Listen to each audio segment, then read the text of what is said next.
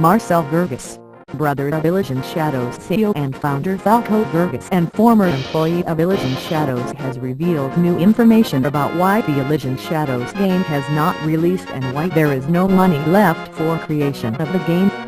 He states that Falco Gerges abuses methamphetamine and spent crowdfunding finances received through Kickstarter on a hair transplant. He also states that Falco Gerges' adoptive stepfather used the money to gamble on properties. These quotes were posted on the elysianshadows.com forums. Quote, "Falco basically sits in his underwear all day, probably stuffing meth in his nose, pretending he's got 18 when really, nobody in their right mind would dare work with such a verbally abusive, volatile, explosive prick. In fact, Falco is actually facing jail time for violent misconduct while under the influence of methamphetamine. I imagine his life is probably some form of purgatory.